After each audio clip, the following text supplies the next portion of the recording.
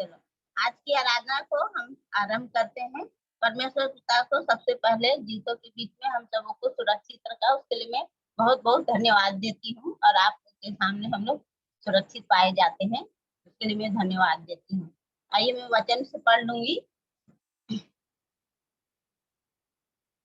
भजन संहिता 121। मैं अपनी आंखें पर्वतों की ओर लगाऊंगा, मुझे सहायता कहाँ से मिलेगी। मुझे सहायता यहोवा की ओर से मिलती है, जो आकाश और पृथ्वी का करता है। वह तेरे पांव को टलने न देगा, तेरा रक्षक कभी न ऊँघेगा। सुन, इस्राएल का रक्षक न ऊँघेगा और न सोएगा। यहोवा तेरा रक्षक है, यहोवा तेरी दाहिनी ओर तेरी आड़ है। ना तो दिन को धूप से और ना रात को चांदनी से तेरी कुछ हानि होगी। यहोवा सारी विपत्ति से तेरी रक्षा करेगा, वह तेरे प्राण की रक्षा करेगा। यहोवा तेरे आने जाने में तेरी रक्षा अब से लेकर सदा तक करता रहेगा। परमेश्वर पिता इस वचन पर आशीष दें।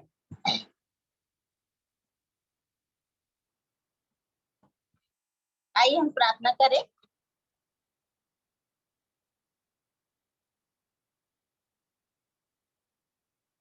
धन्य वह पुरुष जो यहोवा पर भरोसा रखता है, जिसने परमेश्वर को अपना आधार माना है। महान महान सर्वशक्तिमान परमेश्वर पिताजी, धन्यवाद धन्यवाद देती हूँ प्रभु जी। दया के सागर, प्रेम के सागर प्रभु जी, विश्वास के सागर प्रभु जी, आपको मैं प्रभु यीशु में होके आपको चरणों के पास आती हूँ और आपको धन्यवाद धन्यवाद देती हूँ प्रभु जी।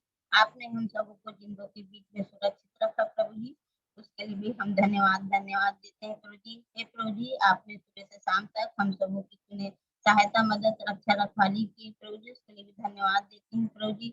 हे प्रभु जी, जूम मीटिंग में हम अपने रिश्तेदारों के साथ हम जुड़ सके प्रभु जी, और हम आमने सामने हम देख सकते हैं प्रभु जी। हमें तसल्ली होती है प्रभु जी, और हमारे साथ साथ रहते हैं प्रभु जी। और जितने भी बीमार है प्रभु जी, उनकी स्तुति सहायता और उन्हें चंगाई प्रदान कीजिए प्रभु जी, उसके लिए भी हम धन्यवाद देते हैं प्रभु जी। हे प्रभु जी, आप तो राजाओं के राजा प्रभु के प्रभु है प्रभु जी, हम तो आपके सामने कुछ नहीं प्रभु जी, मिट्टी धूल और राख के बराबर है। हे प्रभु जी, आपने कहा 2 या 3 मेरे नाम से इकट्ठे होते हैं, मैं वहाँ उपस्थित होऊंगा और सहायता करूंगा प्रभु जी। हे प्रभु जी, मेरे बोलने में मेरी सहायता मदद रक्षा रखवाली करी प्रभु जी। हे प्रभु जी, स्वर्ग आपका सिंहासन, पृथ्वी आपकी चौकी है प्रभु जी। हे प्रभु जी, हम सबको अब तक संभाल के रखा प्रभु जी, कोविड-19 में और महामारी से भी हमको सबको बचा के रखा है प्रभु जी। आपकी दया अनुग्रह है प्रभु जी। हे प्रभु जी, आपको हर हर जांचने वाले परमेश्वर पिता, परखने वाले परमेश्वर पिता, हे प्रभु जी, आपकी स्तुति और प्रशंसा और इबादत करने वाले हम बन सके प्रभु जी।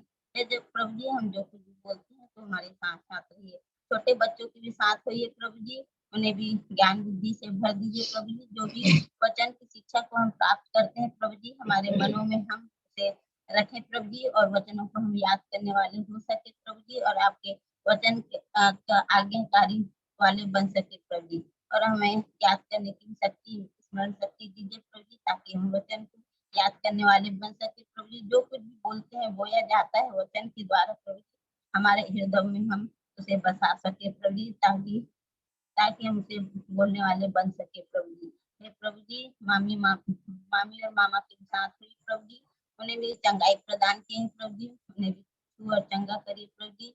हे मामू के भी साथ हुई प्रभु जी, मैनू और बबली, जितने भी परिवार है प्रभु जी, भैया लोग और किरण लोग, उन सब की सहायता मदद रक्षा रखवाली करिए, वहां पर घरों पर वास करिए प्रभु जी, इस घर के भी चारों तरफ न वास करिए प्रभु जी। हे प्रभु जी, उनको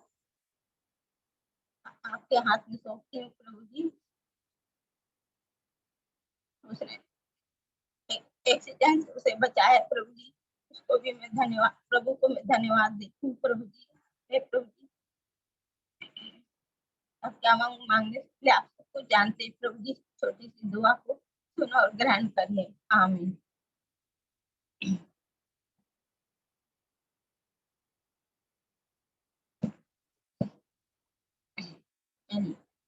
हम प्रभु की महिमा के लिए गीत गालेंगे।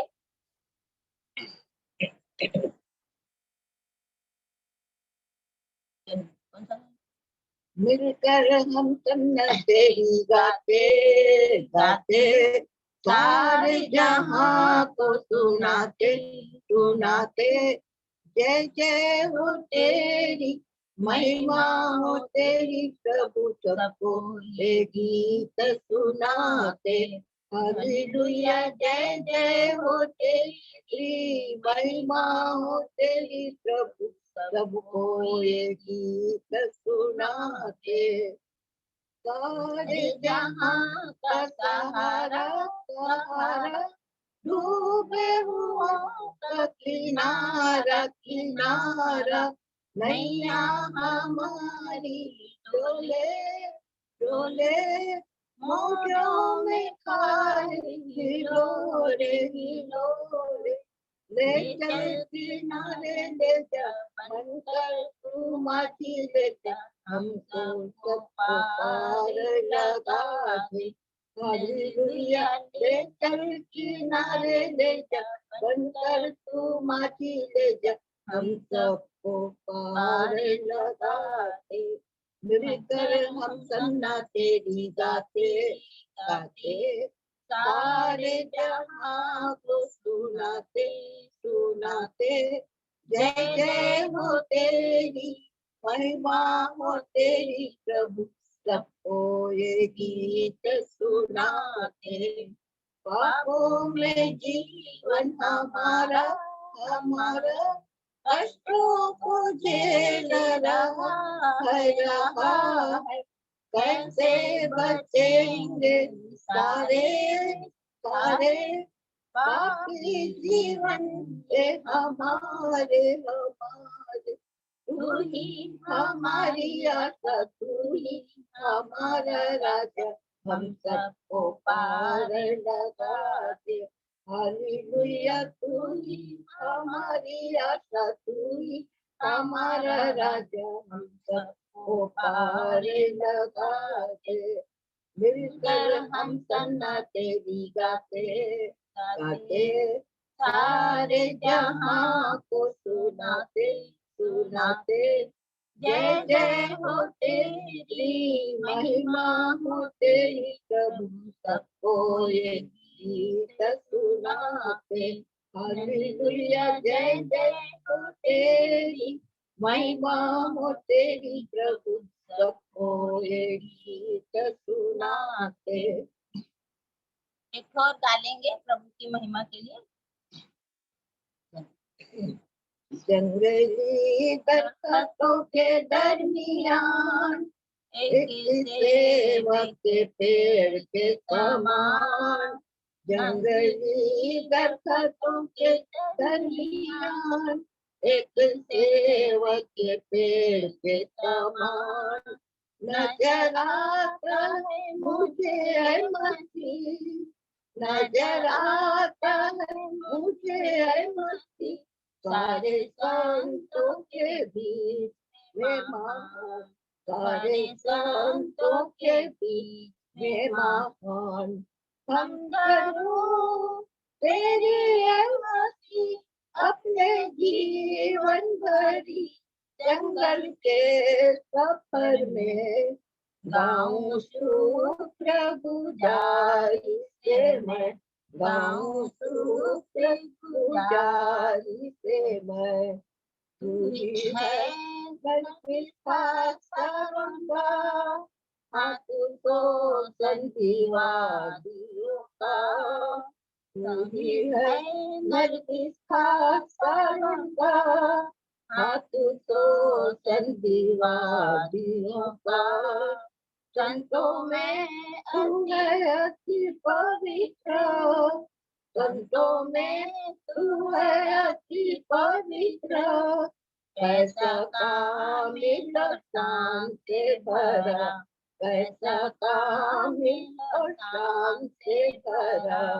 हम करूं तेरी मसीह अपने जीवन भरी जंगल के सफर में गाऊं प्रभु जारी से मैं गाऊं प्रभु जारी से मैं।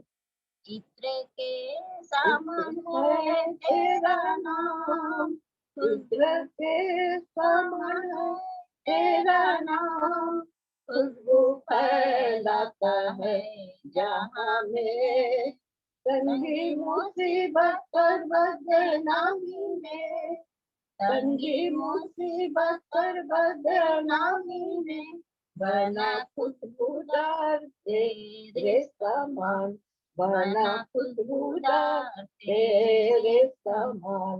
हम करूं तेरी है मसीह अपने जीवन भरी, जंगल के सफर में गाऊं शुक्रगुजारी से मैं, गाऊं शुक्रगुजारी से मैं। घबराहट की लहरों से डूब के सागर में, घबराहट की लहरों से डूब के सागर में, अपने जोरावर हाथों को बढ़ा, अपने जोरावर हाथों को बढ़ा, मुझे अपने सीने से लगा, मुझे अपने सीने से लगा।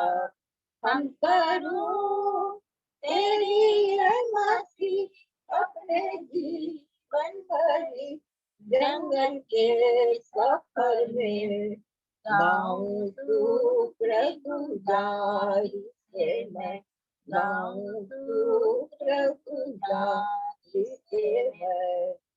अभी आ रहा हूँ तेरे पास, पूरी करने को तेरी मर्जी, अभी आ रहा हूँ तेरे पास, पूरी करने को तेरी मर्जी, ताकि दे दूं मैं काम को अंजाम, ताकि दे दूं मैं काम को अंजाम, पाऊं तेरे दीदार में इनाम, पाऊं तेरे दीदार में इनाम।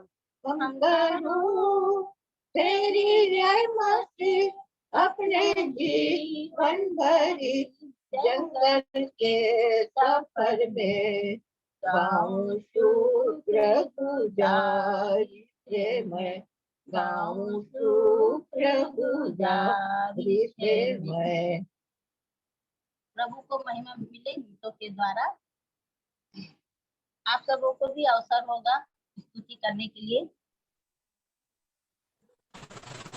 पिता परमेश्वर का धन्यवाद करते हैं उद्धारकर्ता प्रेमी प्रभु यीशु मसीह के मधुर मीठे नाम में आज की आराधना के लिए जितने लोग जुड़े हैं प्रभु यीशु मसीह के नाम में सबका स्वागत है।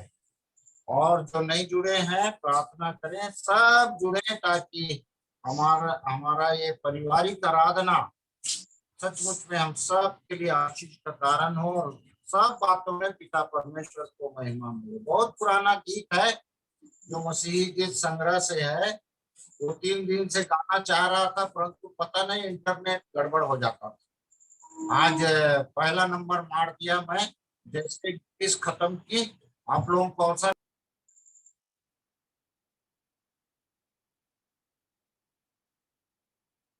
हाँ ये गीत है प्यारा मसीह लाखों में मेरा प्यारा मसीह। हाँ मेरे मसीह की संग्रह में 599 नंबर का गीत है। आपकी छोटी किताब में भी होगी तो हम सब मिलकर परमेश्वर की आराधना करें। प्यारा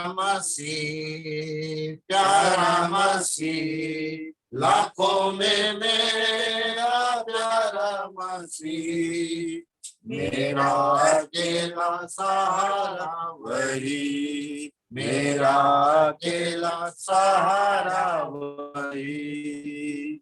दुनिया में और कोई नाम नहीं, दुनिया में और कोई नाम नहीं, उसी ने मुझको दी अवधि खुशी, उसी ने मुझको दी अवधि खुशी, मुझको बचाया गुनाह से छुड़ाया और जान अपनी प्यारी सलीब पर दे दी।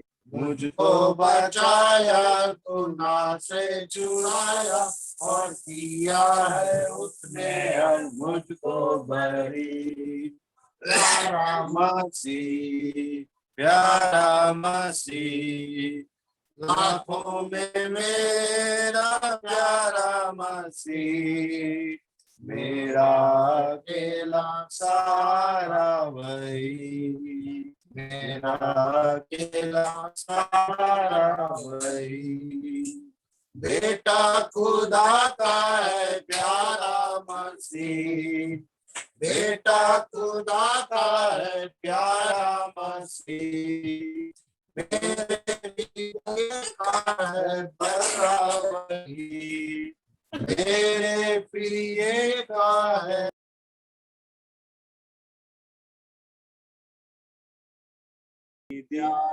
सलीब पर दे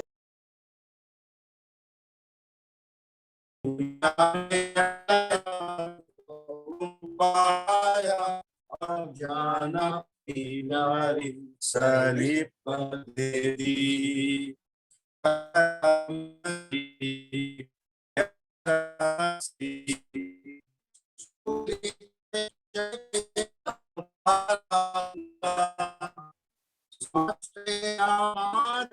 वो मारा गया, सूली पे चढ़ेगा मारा हुआ, हमारे वो मारा गया, जख्मी हुआ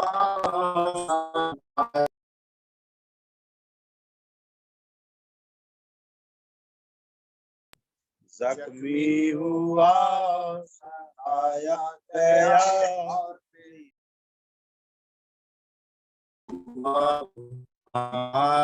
मसीह, प्यारा मसीह, प्यारा मसीह, लाखों में मेरा प्यारा मसीह, मेरा अकेला सहारा वही, मेरा अकेला सहारा वही।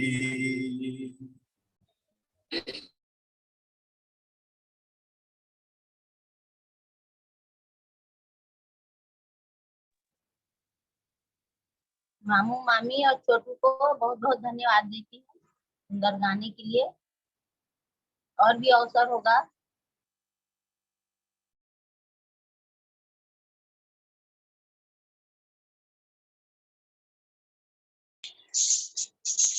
हम भी प्रभु की महिमा में एक गीत गा लेंगे। तूने मुझे आगे पीछे ये रखा है, अपना हाथ मुझ पर रखे रहता है। तूने मुझे आगे पीछे ये रखा है, अपना हाथ मुझ पर रखे रहता है। तेरी आत्मा से भाग कर मैं कहाँ जाऊं, तेरी आत्मा से भाग कर मैं कहाँ जाऊं। लहरों पे चलूं तो तू वहाँ है, तूफान में चलूं तो तू वहाँ है।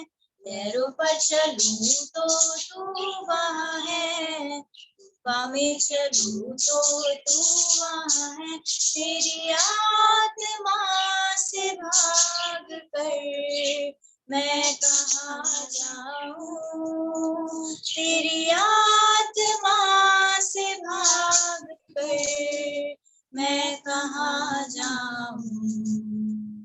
आकाश में जाऊं तो तू वहाँ है, अधलोक में जाऊं तो तू वहाँ है। आकाश में जाऊं तो तू वहाँ है, अधलोक में जाऊं तो तू हुआ है, तेरी आत्मा से भाग कर मैं कहाँ जाऊं, तेरी आत्मा से भाग कर मैं कहाँ जाऊं।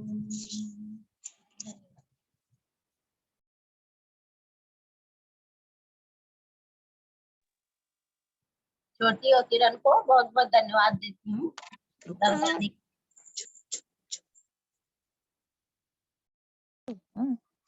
आप सबको जय मसीह की।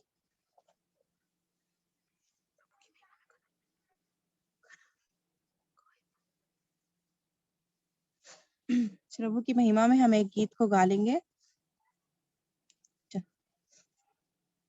दिन ही दिन में काम करना, रात फिर आती है, रात को कोई काम नहीं करता, दुनिया सो जाती है। दिन ही दिन में काम करना, रात फिर आती है, रात को कोई काम नहीं करता, दुनिया सो जाती है। काम करो, काम करो, काम करो, काम करो, उसके लिए ही काम करो, काम करो, काम करो, काम करो, काम करो, उसके लिए ही काम करो। दुनिया में कुछ लोग हैं, दिन में ही सो जाते हैं, वक्त जब निकल जाता है तो दिन रात पछताते हैं। दुनिया में कुछ लोग हैं, दिन में ही सो जाते हैं, वक्त जब निकल जाता है तो दिन रात पछताते हैं। हर अवसर की कीमत जानो, हाथ से ना निकल जाए, अपना समय यीशु को जो दे, आशीषों से वो भर जाए। दिन ही दिन में काम करना, रात फिर आती है, रात को कोई काम नहीं करता, दुनिया सो जाती है। दिन ही दिन में काम करना, अपने वरदानों को यीशु को ही देना, अपने काम वचन से उसे बदनाम ना करना, अपने वरदानों को यीशु को ही देना,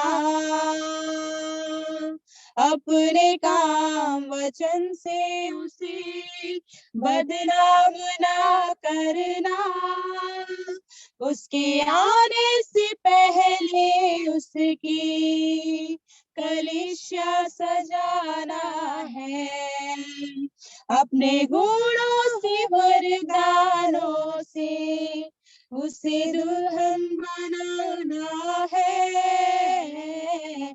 दिन ही दिन में काम करना,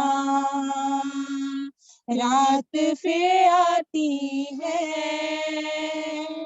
रात को कोई काम नहीं करता, दुनिया सो जाती है। दिन ही दिन में काम करना, रात फिर आती है, रात को कोई काम नहीं करता, दुनिया सो जाती है। काम करो, काम करो, काम करो, काम करो, उसके लिए ही काम करो, काम करो, काम करो, काम करो, काम करो, उसके लिए ही काम करो। परमेश्वर पिता को इस गीतों के द्वारा महिमा मिलने पाए। अलका और मुक्ता को बहुत बहुत धन्यवाद। आप सबों को जय मसीह की। हम लोग भी प्रभु की महिमा में एक गीत गाएंगे। सेनाओं का यहोवा हमारे संग संग है, याकूब का परमेश्वर हमारा ऊंचा गढ़ है। सेनाओं का यहोवा हमारे संग संग है, याकूब का परमेश्वर हमारा ऊंचा गढ़ है। जिसने आकाश बनाया, जिसने पृथ्वी बनाई हो, जिसने आकाश बनाया, जिसने पृथ्वी बनाई, जो सर्वशक्तिमान प्रभु है, वो यहोवा हमारे संग संग है। सेनाओं का यहोवा हमारे संग संग है, याकूब का परमेश्वर हमारा ऊंचा गढ़ है। सेनाओं का यहोवा हमारे संग संग है, याकूब का परमेश्वर हमारा ऊंचा गढ़ है।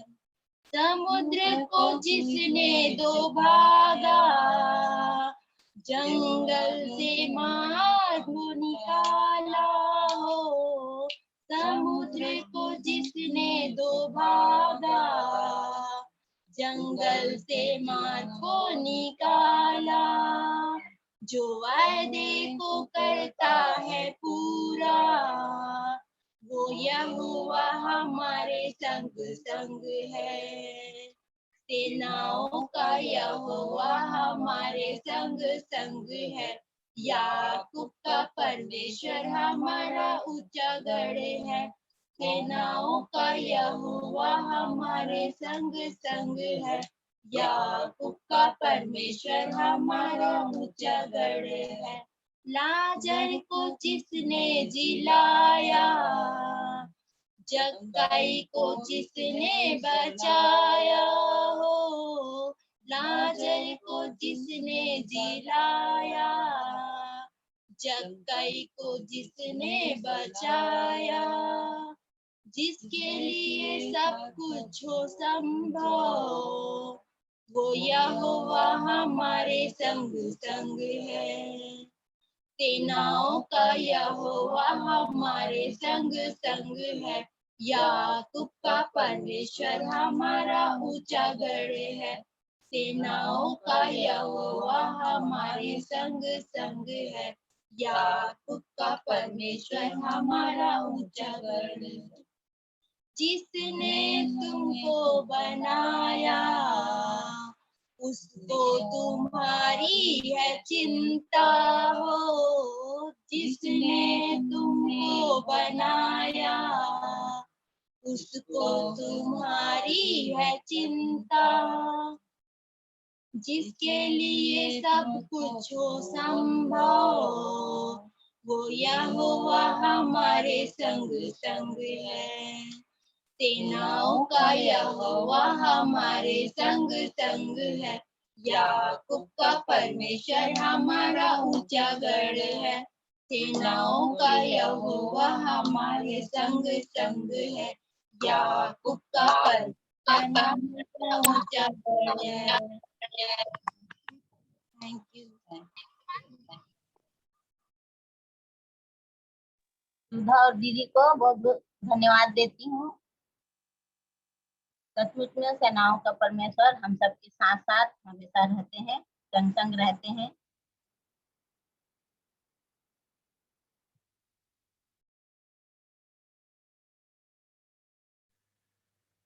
प्रभु की महिमा के लिए मैं भी एक गीत गा लूंगा।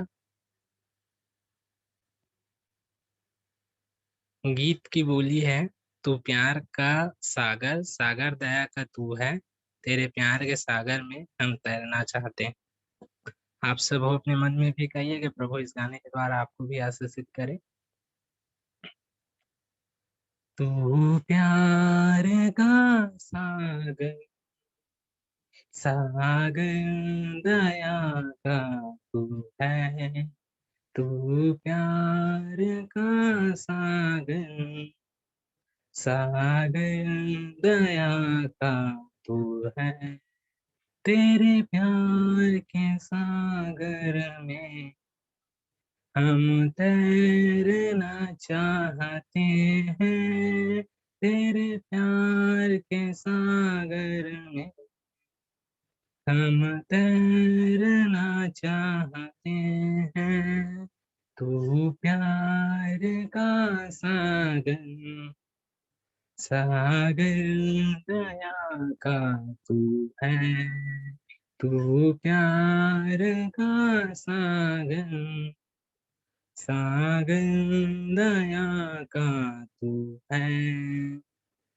गहराई मिले सागर की, ऊंचाई मिले आसमां की, गहराई मिले सागर की, ऊंचाई मिले आसमां की, पर कोई नाप ना पाएगा गहराई तेरे प्यार की, पर कोई नाप ना पाएगा गहराई तेरे प्यार की।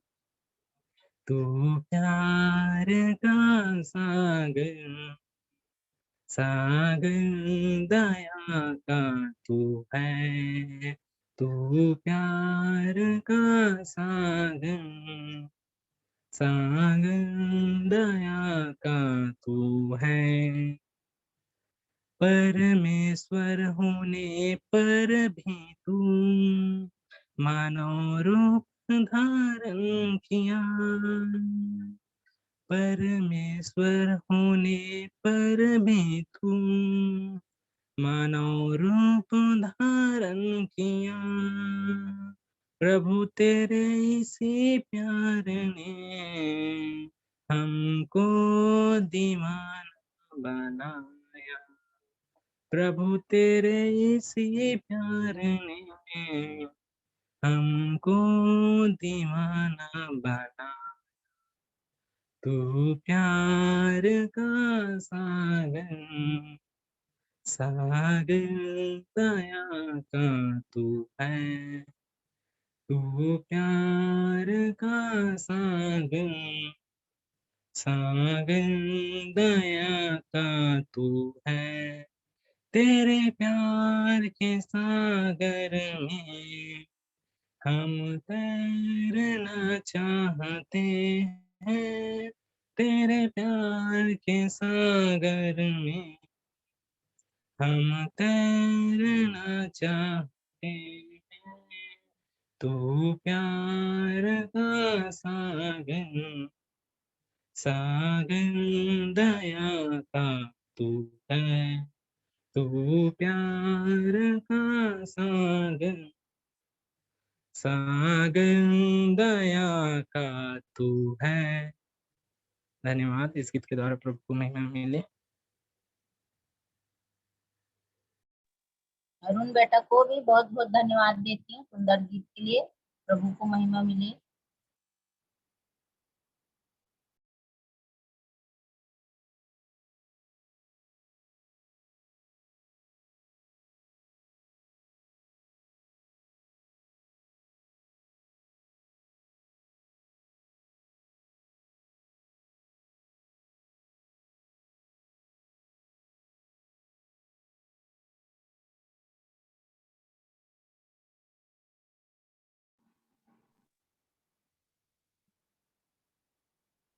जो वचन याद किए हैं वचन बोलेंगे सभी कोई। मैं बोल लूंगी संकट के समय मैंने यहोवा को पुकारा और उसने मेरी सुन ली। प्रभु को महिमा मिले। उसने जो मुझे सामर्थ देता है, मैं सब कुछ कर सकता हूँ। फिलिप्पी 4:13। बोलो। धनी और निर्धन दोनों एक दूसरे से मिलते हैं, यहोवा उन दोनों का करता है। नीति वचन 22:2। बड़े धन से अच्छा लाभ अधिक चाहने योग्य है, और सोने चांदी से दूसरों की प्रशंसा उत्तम है। नीति वचन 22:1। मैं भी पढ़ूंगी भजन संहिता 116। मैं प्रेम रखता हूँ इसलिए कि यहोवा ने गिड़गिड़ाने को सुना है। उसने जो मेरी ओर कान लगाया है, इसलिए मैं जीवन भर उसको पुकारा करूंगा। मृत्यु की रस्सियां में मैं अधोलोक की सकेती में पड़ा था। मुझे संकट और शोक भोगना पड़ा। तब मैंने यहोवा से प्रार्थना की कि हे यहोवा, विनती सुन, मेरे प्राण को बचा ले। यहोवा अनुग्रहकारी और धर्मी है, और हमारा परमेश्वर दया करने वाला है। यहोवा भोलों की रक्षा करता है। जब मैं बलहीन हो गया था, उसने मेरा उद्धार किया। मैं परमेश्वर का धन्यवाद करती हूँ बहुमूल्य वचन के लिए, जिसमें मैं संभाली गई हूँ, और मैं अपनी गवाही को बाद में दूंगी। अभी मैं बोलने में थोड़ा सा मुझको तकलीफ हो रही है, इसलिए मैं अपनी गवाही को बाद में दूंगी। परंतु प्रभु ने सचमुच इन वचनों को मेरे जीवन में पूरा किया है। अपने जीवित सामर्थ्य वचन से मुझे संभाले रहा। मैं प्रभु का बहुत धन्यवाद करती हूँ, मुझे इस योग्य बनाया। महान परमेश्वर की महिमा करती हूँ। परमेश्वर के वचन में एक घटना है जो यीशु मसीह और कुछ लोगों के बीच में बातचीत हो रही है। ये पाया जाता है लूका रचित सुसमाचार उसका 13 का 1 से 5 मैं पढ़ लूंगा। 1-2 रोज से इस घटना की ओर मेरा ध्यान बार बार जा रहा था, और उसमें का विशेष करके 3 पद और 5 पद, इसको मैं पढ़ूंगा। यीशु मसीह जो कहते हैं 3 पद में है, मैं तुमसे कहता हूं कि नहीं, परंतु यदि तुम मन न फिराओगे तो तुम सब भी इसी रीति से नष्ट होगे।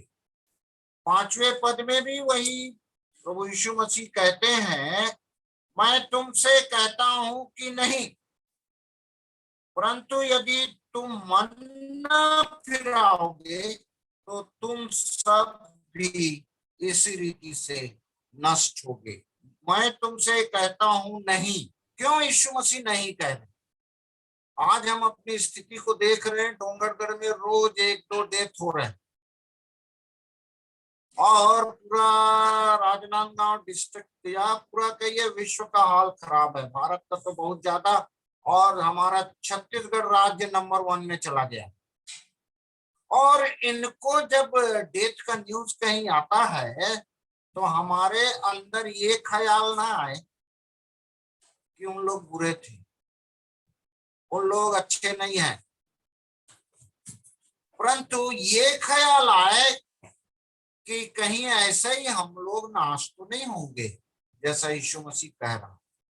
तो इन दिनों हम इसमें 2 घटना है। एक घटना तो पहले पद में बताता है, उस समय कुछ लोग आ पहुंचे और उससे जो गलीलियों की चर्चा करने लगे, जिनका लहू पिलातुस ने उन्हीं के बलिदानों के साथ मिलाया था। पिलातुस ने उन्हीं के बलिदानों के साथ मिलाया था और वे नाश हो गए।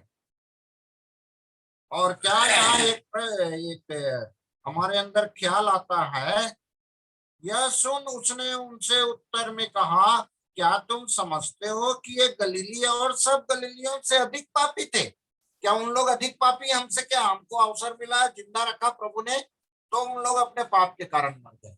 ऐसा ख्याल नहीं आना। और उसके बाद तो संख्या बताया गया है पद 4 में कि वे 18 जन, हम लोग गिने अभी कैसे एक एक करके कितने लोग, जवान बच्चे लोग, बूढ़े लोग सब मरते जा रहे हैं। तो वो हमसे अधिक पापी नहीं है, परंतु एक यीशु मसीह हम सब से कह रहे हैं नहीं, वो अधिक पापी नहीं है। यदि तुम भी मन न फिराओगे तो तुम सब भी इसी रीति से नाश हो जाओ। तो प्रभु करे कि हमको जो प्रभु अवसर दे रहे हैं निरंतर, उसमें हम अपने आप को जांचते रहें। नीति वचन का बच्चों ने पद पढ़ा, मैं एक पद को और पढ़ना चाहूंगा जो 22 अध्याय के 11 पद में लिखता है, जो मन की शुद्धता से प्रीति रखता है और जिसके वचन मनोहर होते हैं, राजा उसका मित्र होता है। तो मन की शुद्धता, ये बार बार पूरे बाइबल में कई बार आया है। तुम्हारे मन शुद्ध हो, तुम्हारा मन पवित्र हो। ये तो प्रभु सबकी सहायता करे, मेरी विशेष करके कि सचमुच में मेरा मन शुद्ध हो जाए। हाँ, 22 का 11 पद कहता है, प्रभु हम सबकी सहायता। नीति वचन 22 का 17, कान लगाकर बुद्धिमानों के वचन सुन और मेरी ज्ञान की बातों की ओर मन लगा।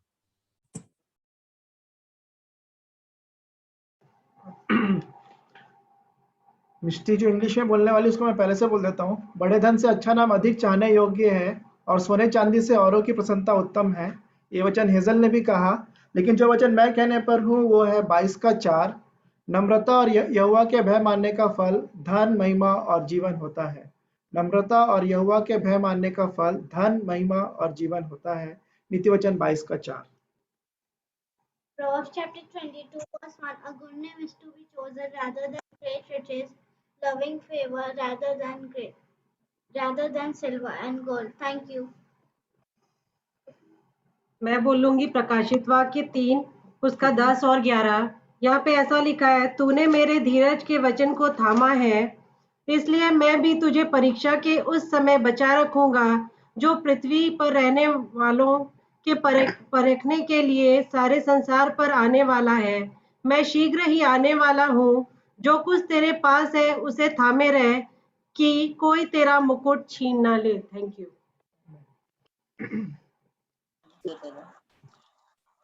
मैं तुझे दृढ़ करूंगा और तेरा सहायता करूंगा, अपने धर्म में दाहिने हाथों से मैं तुझे संभाला रहूंगा।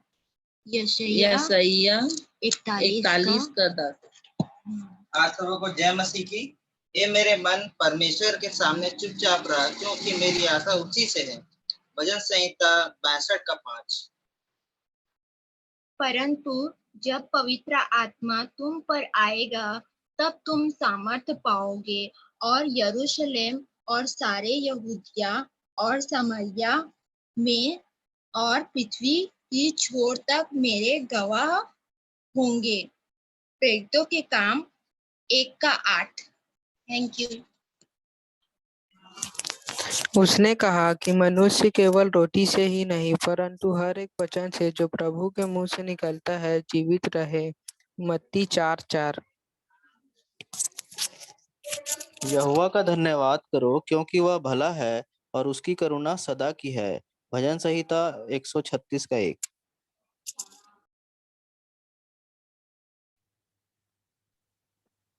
प्रभु में सदा आनंदित रहो। मैं फिर कहता हूँ आनंदित रहो।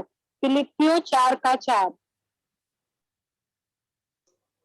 मित्र सब समयों में प्रेम रखता है और विपत्ति के दिन भाई बन जाता है। नीति वचन 17 का 17।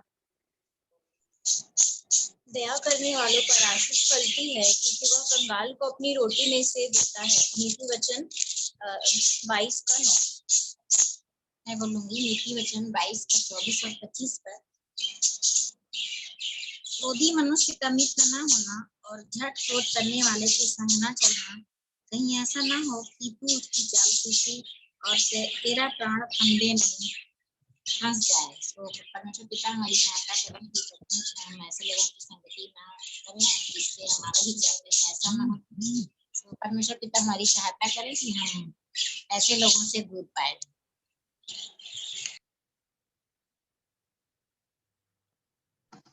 तुम तो मैं भजन संहिता 4 अध्याय उसका 3 और 4 और 5 वचन को पढ़ लूंगा। जहाँ इस प्रकार लिखा है, यह जान रखो कि यहोवा ने भक्त को अपने लिए अलग कर रखा है। जब मैं यहोवा को पुकारूंगा तब वह सुन लेगा। कांपते रहो और पाप मत करो। अपने अपने बिछोने पर मन ही मन सोचो और चुपचाप रहो। धर्म के बलिदान चढ़ाओ और यहोवा पर भरोसा रखो। प्रभु इस पढ़े हुए वचन पर सबको आशीष दे।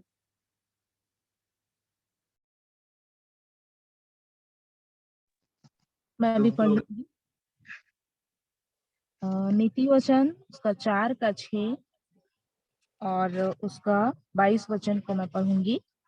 इस प्रकार है, बुद्धि को न छोड़, वह तेरी रक्षा करेगी। उससे प्रीति रख, वह तेरा पहरा देगी। और इसी का 22 है, क्योंकि जिनको वे प्राप्त होते हैं वे उनके जीवित रहने का और उसके सारे शरीर के चंगे रहने का कारण होते हैं। परमेश्वर पिता को धन्यवाद देती हूँ कि इस वचन को मैं अपने जीवन में प्रतिदिन परमेश्वर की ज्ञान और बुद्धि को मांगती हूँ से। परमेश्वर अपनी ज्ञान बुद्धि के जो अपने पवित्र आत्मा के द्वारा हमारी सहायता करता है कि हम किसी प्रकार की पाप और बुराई में फंसते नहीं और परमेश्वर की संगति को करने पाते हैं। रियल में परमेश्वर पिता की ज्ञान और बुद्धि हमारे जीवन के लिए पहरा देती है कि हम किसी प्रकार की इस संसारिक चीजों में और पाप बुराई में नहीं पड़ने देता हमारा पिता। इसलिए मैं प्रभु का धन्यवाद देती हूँ कि उन्हीं के वचन के द्वारा मैंने जीवन भी पाया।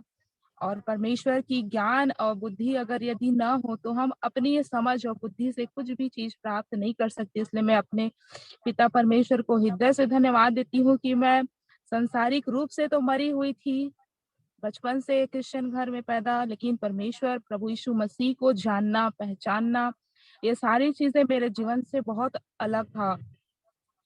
उनके नजदीक में मैं नहीं थी, लेकिन परमेश्वर पिता का धन्यवाद कि मुझ जैसे मरे हुए को परमेश्वर ने अपने वचन के द्वारा जिलाया।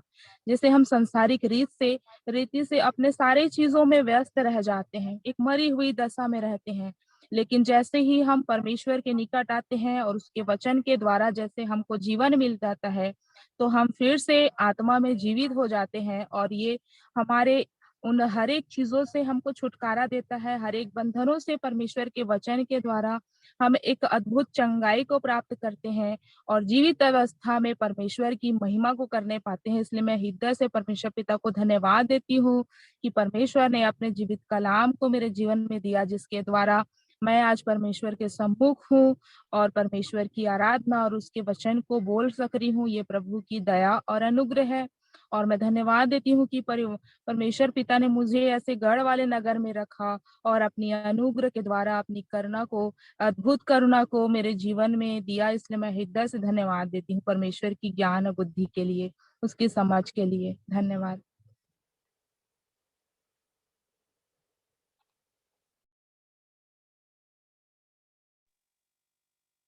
तुम तो उस वचन के कारण जो मैंने तुमसे कहा है शुद्ध हो। यूहन्ना 15 का 3। भजन संहिता उसका 107 का 8। यहोशू उसका 21 उसका 45। जितनी भलाई की बातें यहोवा ने इस्राएल के घराने से कही थी उनमें से कोई भी बात न छूटी, सब की सब पूरी हुई। तो इसमें जो यहोशू से है, और जब वो सब कनान में पहुंच गए और सब जब लोगों को जितने गोत्र थे उनका बंटवारा हो गया, और उसके बाद ये वचन लिखा हुआ है क्योंकि परमेश्वर ने जितनी भी प्रतिज्ञाएं की थी, यहोवा ने उनके लिए जितनी भी बातें भलाई की थी वो सब की सब पूरी हुई। तो हमारा परमेश्वर जो है वो अपनी वाचाओं और प्रतिज्ञाओं के परमेश्वर हैं और वो कभी अपनी बातों से पीछे नहीं हटते। हम में ही कमी होती है और हम में ही प्रॉब्लम होती है जिसके कारण से हमको परेशानियों का सामना करना पड़ता है। अन्यथा हम ऐसे परमेश्वर के जानने वाले नहीं हैं जो अपनी वाचाओं और प्रतिज्ञाओं से पीछे हटे। बस जरूरत है तो अपने विश्वास में अडिग रहने की।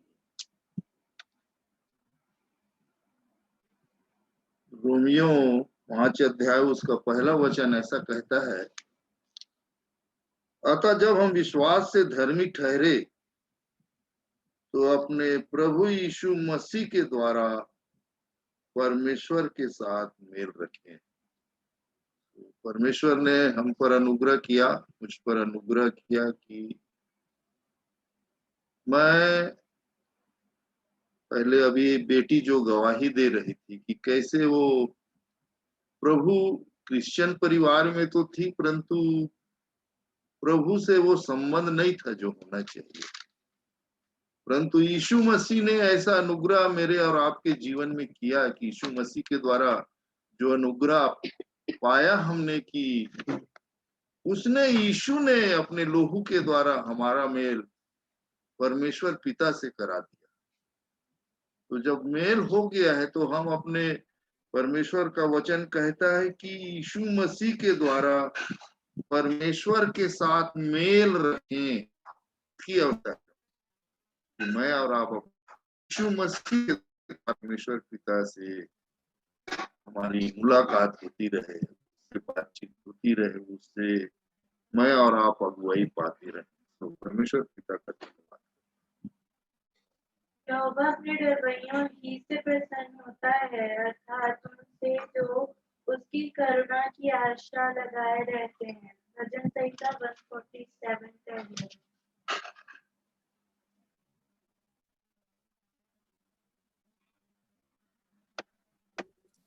आप सबों को जय मसीह की। मैं जो वचन बोलने जा रहा हूं वो पाया जाता है लूका रचित सुसमाचार और उसका 8वां अध्याय और 17 वचन में। यीशु मसीह कहते हैं, कुछ छिपा नहीं जो प्रकट न हो, और न कुछ गुप्त है जो जाना न जाए और प्रकट न हो। इसलिए चौकस रहो कि तुम किस रीति से सुनते हो।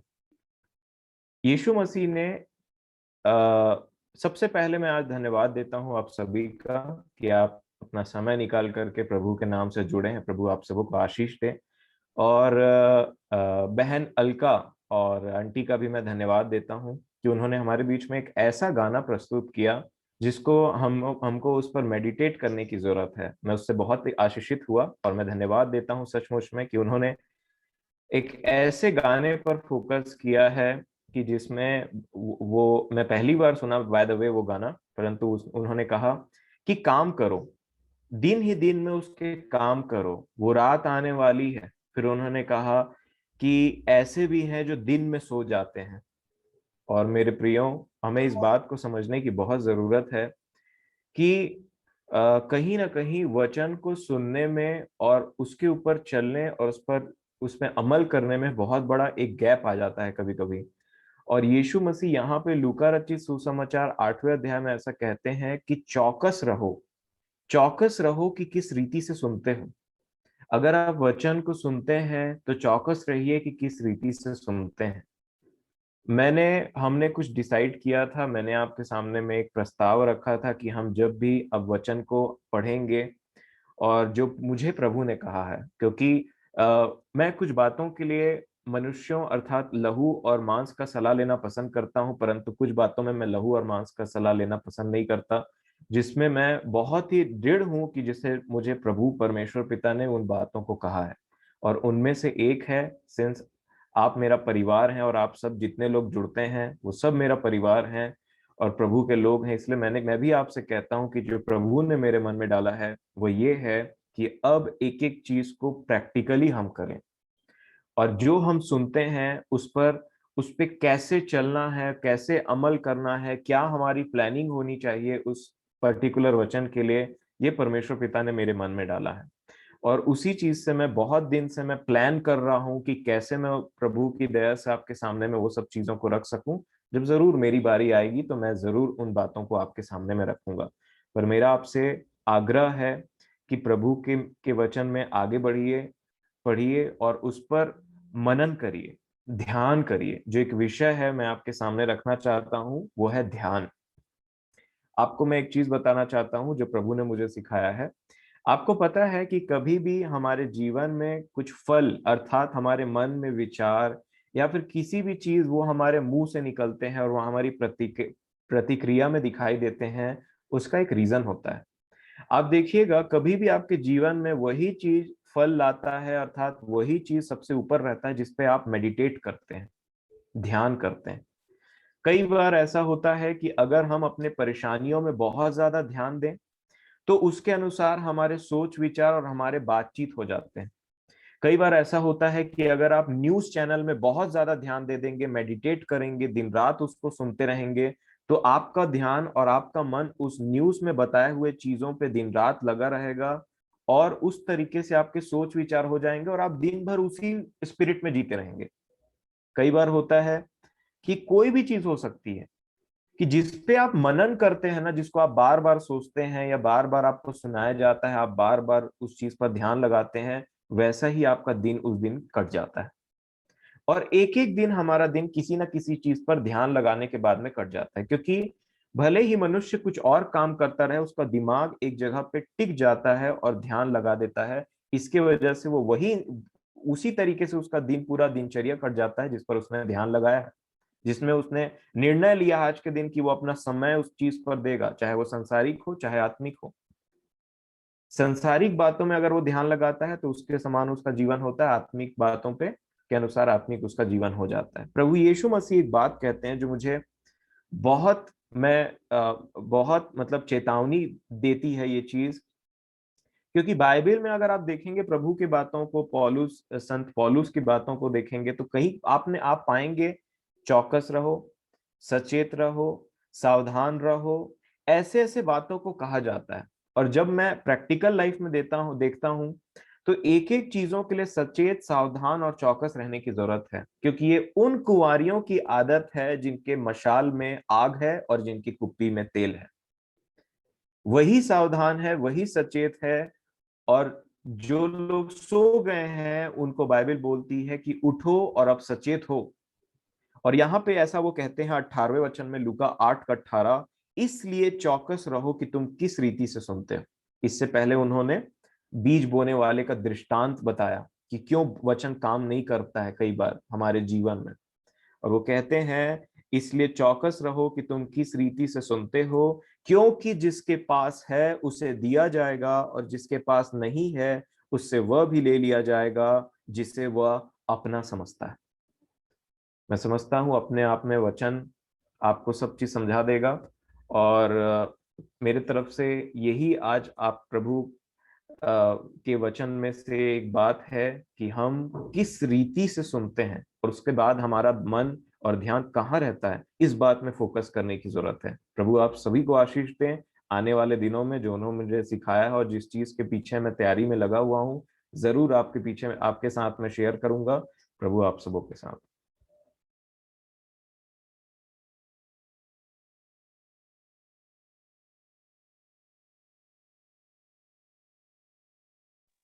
सभी वचनों को बोलने के लिए बहुत की आशीष मिले और वचन के माध्यम से हम आगे की ओर बढ़ते चले जाएं और वचन को हम याद करने वाले हो सके। मैं भी एक छोटा सा गवाही देना चाहूंगी। आवाज आ रहा है?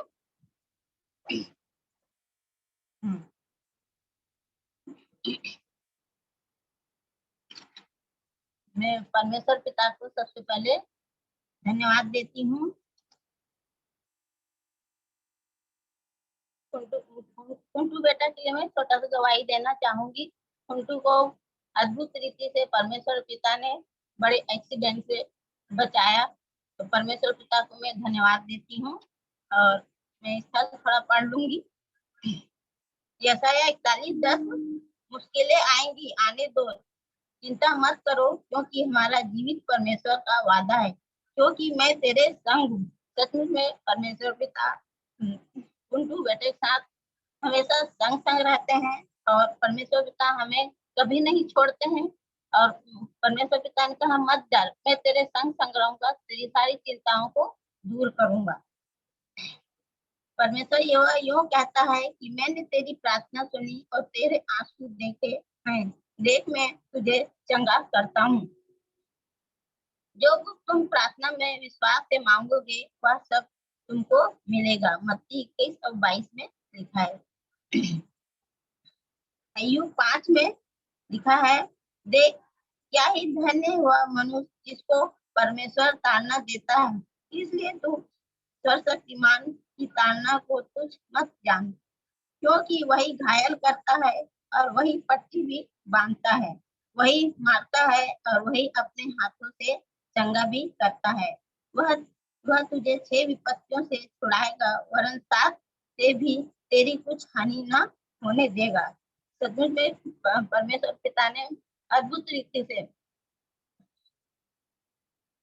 हानि से बचा के रखा और ज्यादा उसको चोट नहीं आई है, एक पैर में ही उसको चोट आई है, तो परमेश्वर पिता उसके साथ है और उसे चंगाई प्रदान कर रहे हैं धीरे धीरे। और आप लोगों ने भी फुंटू के लिए प्रार्थना की है और प्रार्थना को उत्तर उसको मिल रहा है और सबों को मैं बहुत बहुत ही धन्यवाद देती हूँ। और फुंटू को अवसर होगा 2 शब्द गवाही बोलेगा। आप सबों को जय मसीह की। मम्मी तो साउंड कम कर दो।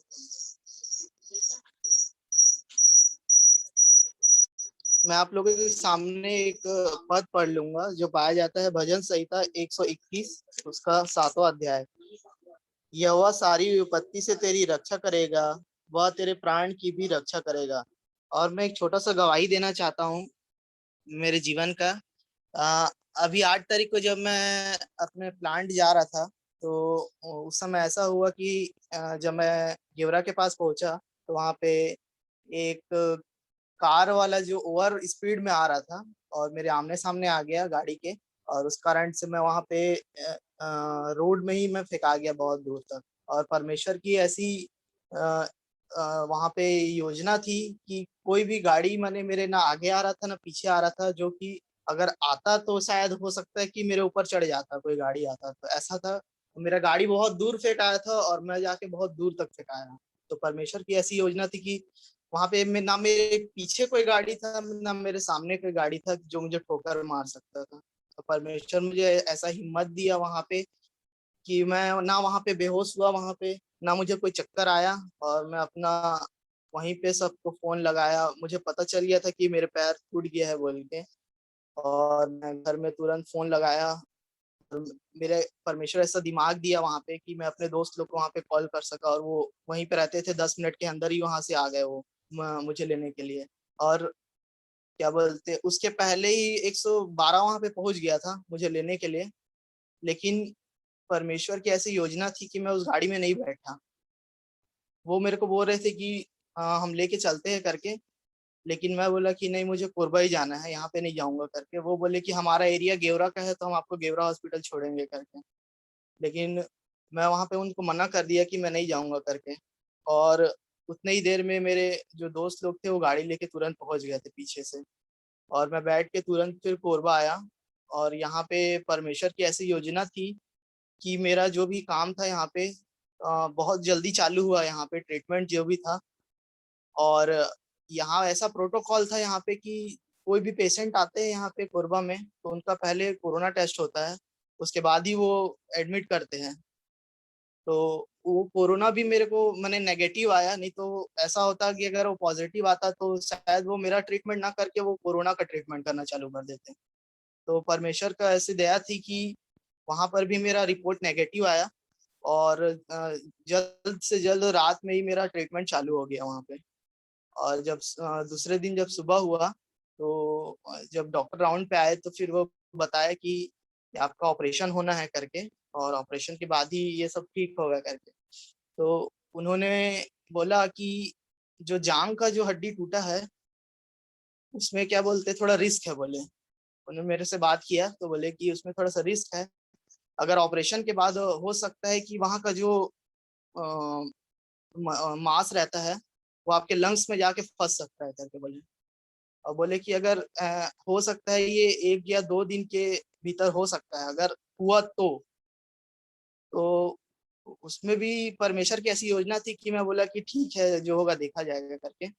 और फिर उसके बाद जब वो गए तो फिर मैं थोड़ा सा प्रेयर किया कि ऐसा कुछ ना हो बोल के, जैसा वो बोल के गए करके। और सच में जब ऑपरेशन हुआ उसके बाद से मुझे कोई तकलीफ नहीं हुआ, और ना ही कोई मांस मेरे लंग्स में आगे फंसे, ना मुझे सांस लेने में दिक्कत हुआ। और वो मुझे ऑब्जर्वेशन में रखे थे 3-4 दिन तक, और उस तरह से मुझे कोई भी दिक्कत नहीं है। उसके लिए परमेश्वर पिता का धन्यवाद करता हूँ। और आप सबों का धन्यवाद करता हूँ जिन्होंने मेरे लिए निरंतर प्रार्थना किया, और आज मैं घर में आके यहाँ पे आप लोगों के सामने फिर से एक बार मीटिंग में बैठ सका, उसके लिए धन्यवाद करता हूँ। आप सबों को धन्यवाद। प्रभु की महिमा हो जाए।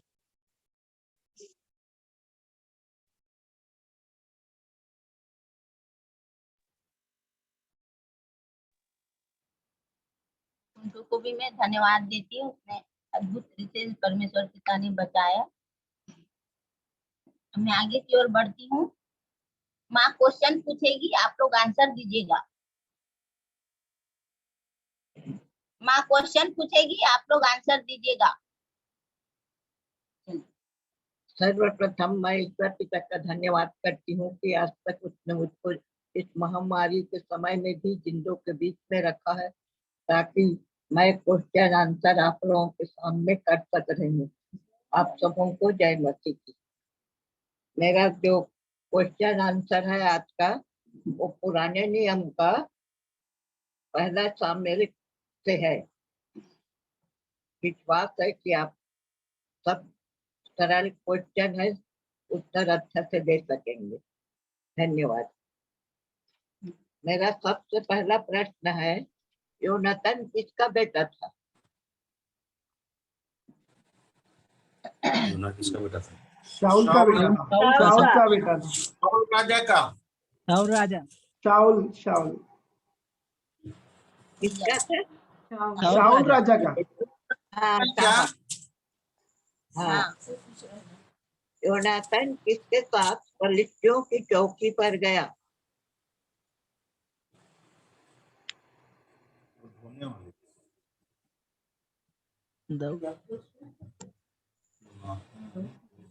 एक बार रिपीट करो तो दादी। योनातान किसके साथ फलिस्तियों की चौकी पर गया? दाऊद के साथ। दाऊद के साथ। अपने हथियार ढोने वाले के साथ। राइट है। राइट। योनातान ने, हाँ, योनातान ने दाऊद को अपना क्या दिया? योनातान ने दाऊद को अपना क्या क्या दिया? बागा के साथ और क्या क्या दिया? सुनाई दिया? योनातान ने दाऊद को अपने बागा के साथ और क्या क्या दिया?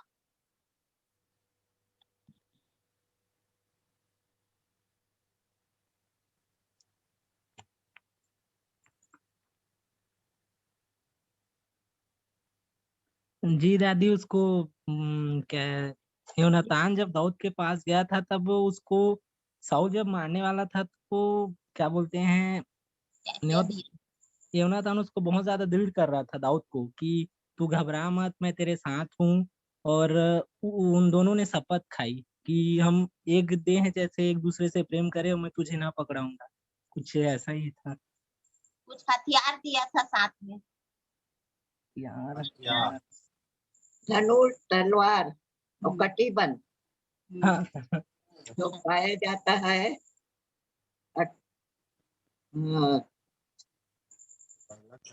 दूसरा है पहला शामिल का 18:4। गोलियत को किसने मारा? दाऊद। सही जवाब। योनातान की मृत्यु के बाद किसने विलाप गीत बनाया? योनातान की मृत्यु के बाद किसने विलाप गीत बनाया? दाऊद ने। दाऊद ने। हाँ, सही जवाब। हाँ। योनातान के बेटे का क्या नाम था?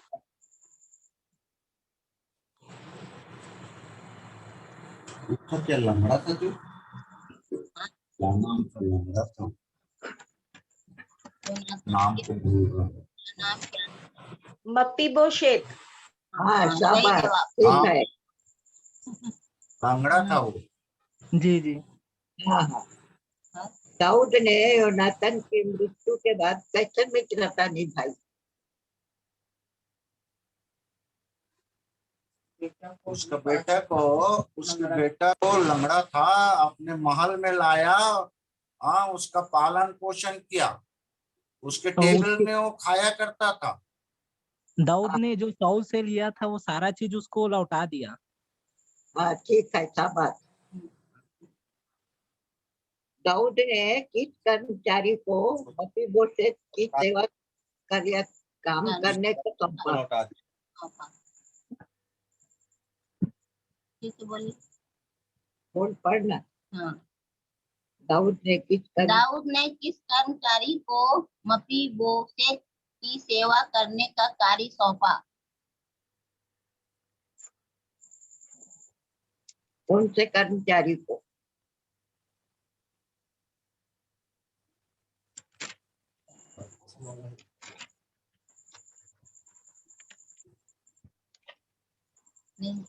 बता दीजिए।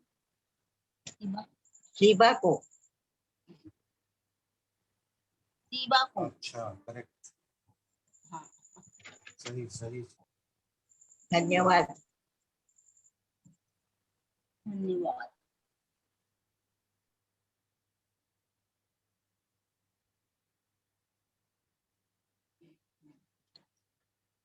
माँ को बहुत बहुत धन्यवाद देती हूँ क्वेश्चन आंसर के लिए।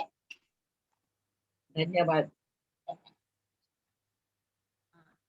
अब आगे बढ़ती हूँ। थोड़ा बहुत मैं भी तैयारी करी हूँ, आप लोग के सामने शेयर करूंगी।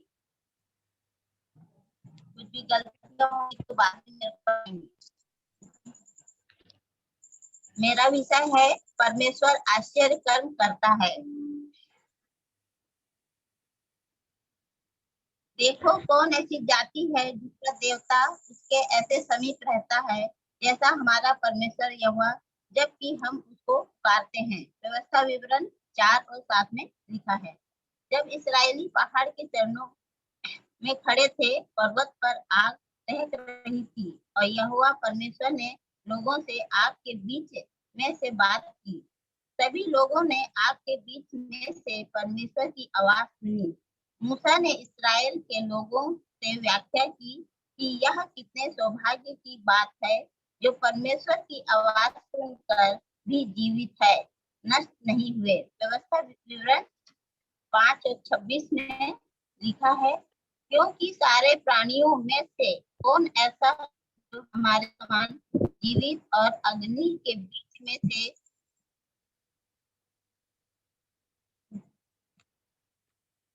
वे परमेश्वर का शब्द सुनकर जीवित बचा रहे।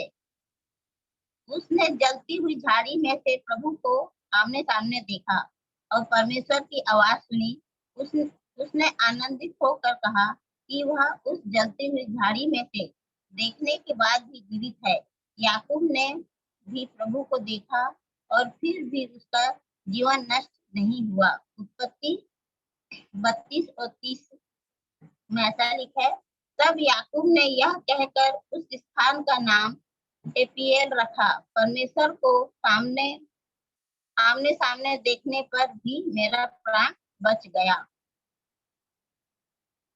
तू मेरे छिपने का स्थान है, तू संकट से मेरी रक्षा करेगा।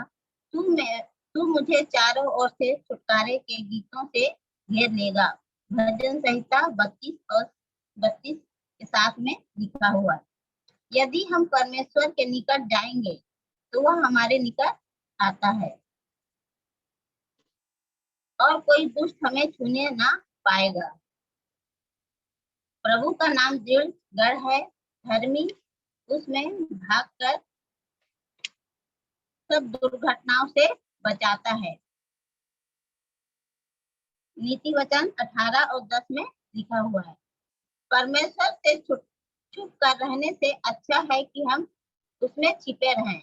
और हमें यही सौभाग्य है जब मैंने अपने माता पिता और भाई को खो दिया है कि प्रार्थना की, हे प्रभु आप ही मेरी केवल एक ही आशा है, मुझे अपनी उपस्थिति से भरे और मैं अपनी आप में छिपी रहूं। प्रभु ने मुझे चारों ओर से छुटकारे के गीतों से घेर लिया और मुझे विपत्तियों से बचा कर रखा। उसने मुझे पवित्र आत्मा से भरा और प्रभु ने मुझे अपने सारे दुखों को भूलने में समर्थ किया। कुलुसी 3:4 क्योंकि तुम तो मर गए हैं, तुम्हारा जीवन मसीह के साथ परमेश्वर में छिपा हुआ है। जब मसीह जो हमारा जीवन है प्रकट होगा, तब तुम भी उसके साथ महिमा सहित प्रकट किए जाओगे।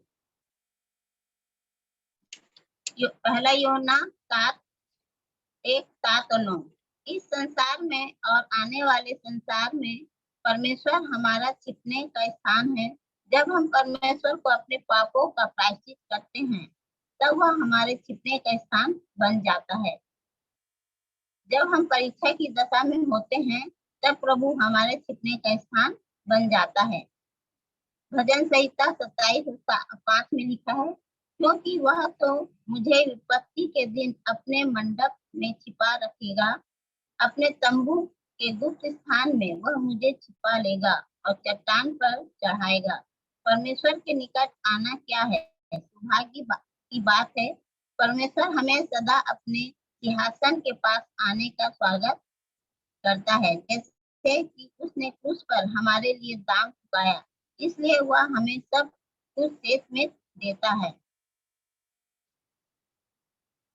मत्ती 10:8 में लिखा है, तुमने शेष में पाया और शेष में दो, परंतु उसके अनुग्रह से उस छुटकारे के द्वारा जो मसीह यीशु में है, शेष में धर्मी ठहराए जाते हैं।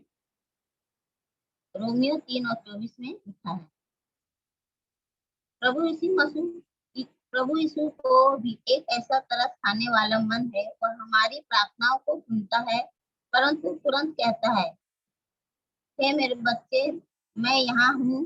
कहा जाता है कि प्रार्थना परमेश्वर को नहीं बदलती, परंतु उसे बदलती है। जो प्रार्थना करते खुद को परमेश्वर के हाथों में देने की स्थिति है और अपने हृदय की गहराई में उसकी आवाज को सुनना। प्रार्थना हमारे जीवनों को बदल डालती है।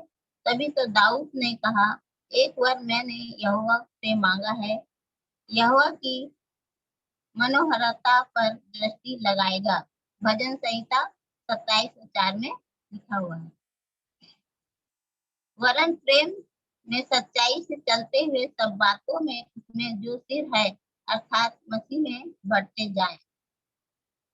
हमारे मुंह से जो वचन निकलते हैं, वे परमेश्वर के वचन होना जरूरी है और हमारी प्रतिक्रिया उसमें से आनी चाहिए। हम जो कुछ भी करें उसमें से आना चाहिए। वह आपको बढ़ने में मदद करेगा और अपनी तरह आपको बनाएगा।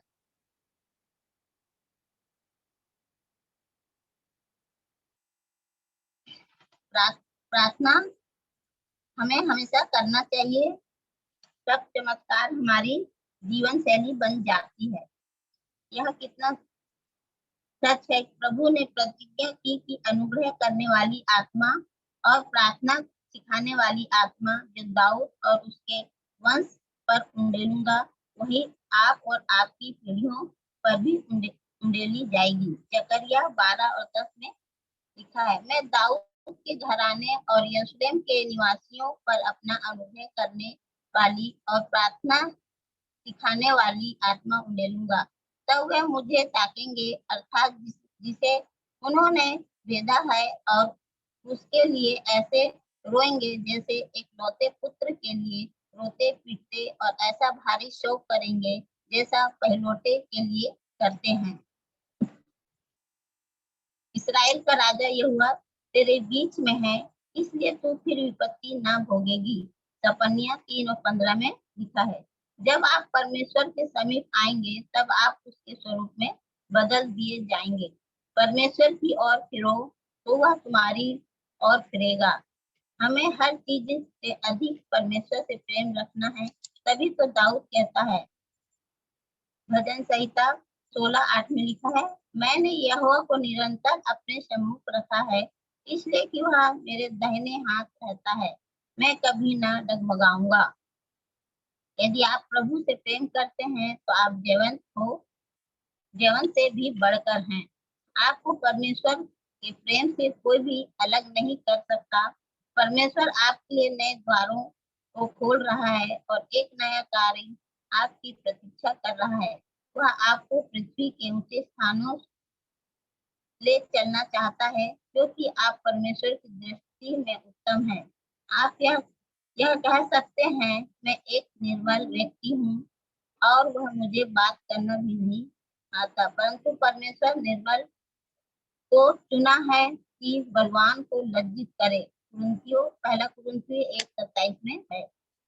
आप तो परमेश्वर के चुने हुए लोग हैं और आपके जीवन में प्रभु की एक योजना है। वह मूल पुरुष याकूब की उपज के भाग में से आपको खिलाएगा। अब वह अपनी आशीषों की भरपूरी से आपको आनंद से भरेगा, क्योंकि उसके निकट आनंद की भरपूरी है। भजन संहिता 16:11 में लिखा है, प्रभु मेरी और आपकी सहायता करे। मैं इतना थोड़ा स्टडी करी थी। प्रभु को महिमा मिले। धन्यवाद।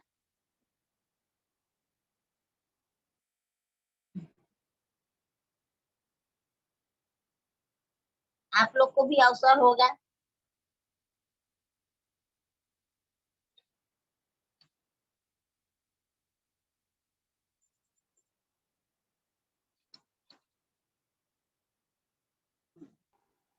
आप सबों को जय मसीह की। मैं प्रभु यीशु मसीह के नाम को मैं धन्य कहता सराहता हूँ और भाभी को विशेष धन्यवाद देता हूँ कि खास तौर पे इन समयों में जब हम या देख रहे हैं चारों तरफ महामारी है और बहुत सारे दुख तकलीफ है, तो इन समयों में हमारा जीवन कैसा होना चाहिए, जैसे कि हम देख रहे थे कि प्रैक्टिकल अप्रोच क्या होना चाहिए एक व्यक्ति का जीवन में। तो भाभी ने बहुत सुंदर वचनों को, परमेश्वर पिता के वायदों को उन्होंने फिर से स्मरण दिलाया है कि उनके वायदे सच्चे हैं। उन्होंने तो सब चीजें अपनी तरफ से करके रखा हुआ है कि वो कभी नहीं छोड़ेगा, वो हमारी ढाल है, वो हमारा दृढ़ गढ़ है ना। हमने सब वचनों को सुना है, लेकिन हमारा जीवन उसको प्रैक्टिकली कैसे हम अप्लाई करते हैं अपने जीवन में इन समयों में, ये एक सवाल है। या एक हमारे लिए जीवन जीने का हम कैसे इसको हम जी रहे हैं। ये जो परिस्थितियां जब आ रही हैं, हम देख रहे हैं, हम सुन रहे हैं बहुत सारे समाचार, हमने तो न्यूज़ देखना ही बंद कर दिया। एक तो पहली बात प्रैक्टिकल अप्रोच ये है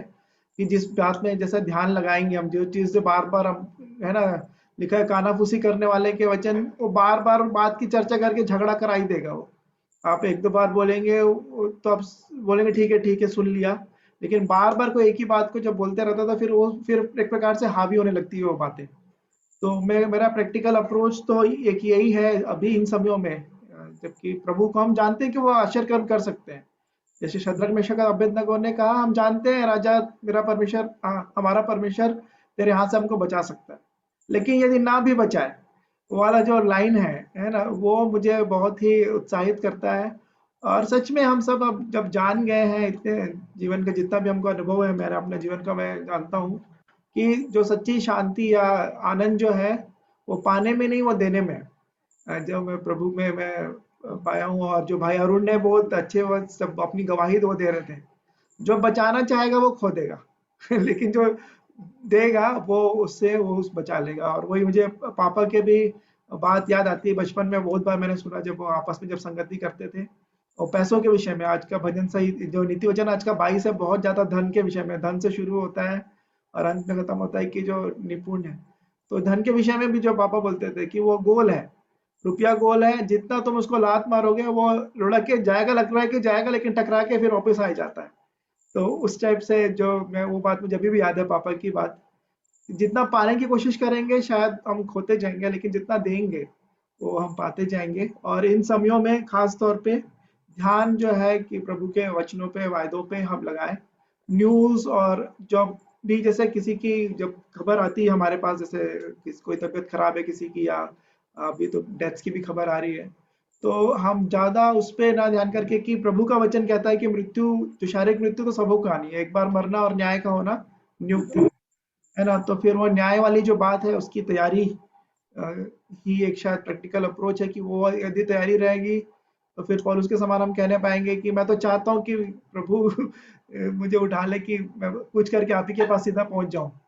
लेकिन वो पौलुस कहते हैं नहीं, यदि जरूरी है दूसरे लोगों की मदद करने के लिए यहाँ पे, तो मैं यहाँ पे रहूंगा जब प्रभु की इच्छा है वो पूरी हो।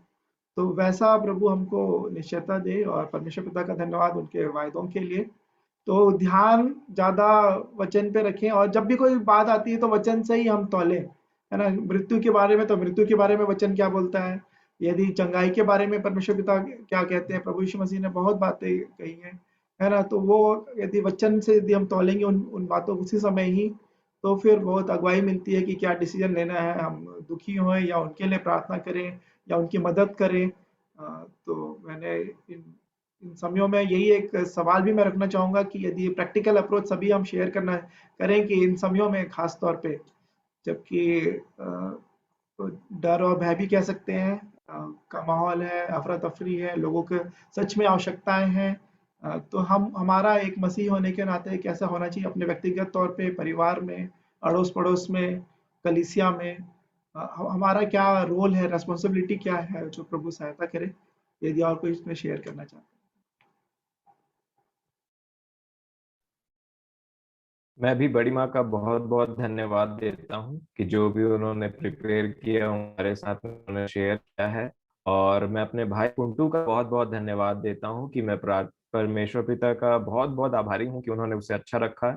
और मेरे मन में बहुत इच्छा थी कि वो आकर के गवाही दे, क्योंकि जब कभी मैं उसके जीवन के बारे में देखता था तो ऐसा लगता था कि मुझे वो वचन याद आता था जब यीशु मसीह चंगाई प्रदान करने के बाद में बोलते हैं कि वो लोग कहाँ गए जिनको मैंने चंगा किया था। तो मेरे मन में बहुत इच्छा थी बहुत टाइम से कि फुंटू भी हमारे बीच में आकर के अपने जीवन की गवाही देने वाले हो सके, क्योंकि मैं भी बता सकता हूँ कि क्या होता है, जैसे बड़ी माँ बता रही थी ना कि क्या हुआ था करके, परंतु आप जानते हैं जब जिस व्यक्ति के साथ में हुआ वो बताता है परमेश्वर की महिमा करते हुए, तो वो बहुत ही अच्छा लगता है सुनने के लिए। तो मैं प्रभु का बहुत बहुत धन्यवाद देता हूँ कि उन्होंने फुंटू के मन में डाला, और हम सब प्रार्थना करते रहें उसके अच्छी रिकवरी के लिए।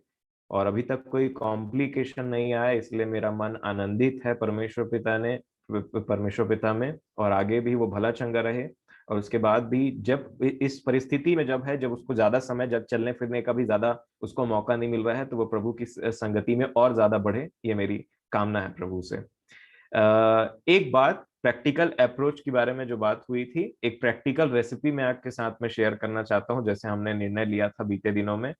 और वो में ये है मेरे प्रियो, आपके तरफ तो अधिकतर आप जहाँ पे रहते हैं वहां लॉकडाउन चल रहा है, यहाँ तो लॉकडाउन हमारे यहाँ पे नहीं हो पाया है। पर आपको मैं एक चीज बोलता हूँ, आप उस रेसिपी को आप दिन भर कल ट्राई करिए, और शाम में आकर के अगर आपसे उससे कुछ मदद मिलती है तो जरूर उसको यहाँ पे आकर के शेयर करें, है ना। हम इस रीति से भी बाइबल को पढ़ेंगे। और जैसे कि हमारे बड़े ने जैसे शेखर दादा ने हमको सिखाया कि होमवर्क दिया जाता है, कि होमवर्क देते थे वो, है ना। तो मैं आपको एक प्रैक्टिकल होमवर्क देता हूँ कि आपको कल क्या करना है जिस चीजों से मैंने आशीष पाई है।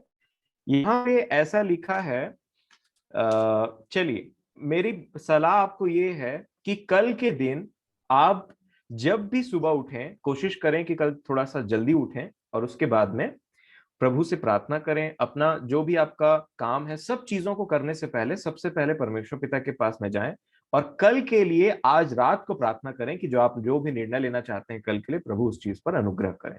जब भी आप कल सुबह उठें, जैसा कि मैंने कहा, आप कोशिश करें कि थोड़ा जल्दी उठें आप, और जल्दी उठने के बाद में आप अपने परमेश्वर पिता के पास में जाएं, प्रार्थना करिए, वचन पढ़िए, स्तुति के गीत गाइए, और अपने आप को थोड़ा फ्री रखने की कोशिश करिए कल, है ना। और उसके बाद में फिर आप फ्रेश हो जाइए। उसके बाद में जो आपका टास्क रहेगा कल के दिन में, जिससे अपने आप से जो आपको लड़ना है, वो ये है कि कल के दिन आप एक भी न्यूज चैनल को खोल करके नहीं देखेंगे। दूसरा, कल के दिन आप अपने मोबाइल से दूर रहेंगे।